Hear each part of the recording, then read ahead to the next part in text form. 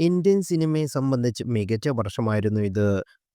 വിവിധ ഭാഷകളായി നിരവധി ജനപ്രിയ ചിത്രങ്ങൾ എത്തിയ വർഷം. അതിന്റെ കോടിക്കണക്കിലും ബോക്സ് ഓഫീസിലും ഉണ്ടായിരുന്നു. മലയാള സിനിമയെ സംബന്ധിച്ചും പ്രധാനപ്പെട്ട വർഷമായിരുന്നു ഇത്. ഒരു മലയാള ചിത്രം ആദ്യമായി 300 കോടി ക്ലബിലെത്തി ലോകയിലൂടെ. ഇപ്പോഴിതാ വർഷം അവസാനിക്കും വെറും 9 ദിവസങ്ങൾ മാത്രം ശേഷിക്കെ ഒരു പ്രധാന റെക്കോർഡിന് ഒരു പുതിയ അവകാശി വന്നിരിക്കുകയാണ്. ഈ വർഷത്തെ ഏറ്റവും കളക്ഷൻ നേടുന്ന ഇന്ത്യൻ ചിത്രമായി റെക്കോർഡാണ് പുതിയ അവകാശിയായി ഒരു ചിത്രം എത്തിയിരിക്കുന്നത്.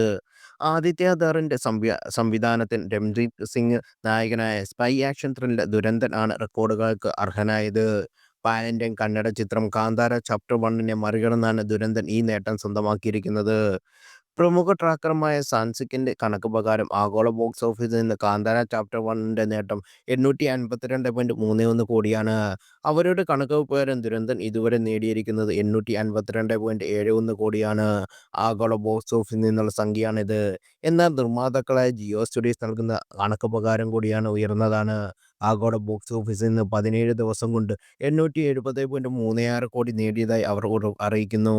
എന്തായാലും ഒന്നുറപ്പാണ്, ഇന്ത്യൻ സിനിമയുടെ ഈ വർഷത്തെ ഏറ്റവും കൂടുതൽ കളക്ഷൻ നേടിയ ചിത്രം എന്ന നേട്ടം ഇതിനകം ദുരന്തൻ സ്വന്തം പേരിൽ സ്വന്തമാക്കിയിട്ടുണ്ട്. ഉറിത, സർജിക്കൽ സ്ട്രൈക്ക് അടക്കമുള്ള ചിത്രങ്ങൾ ഒരുക്കിയ ആദിത്യ ധറാണ് ദുരന്തന്റെ സംവിധായകൻ.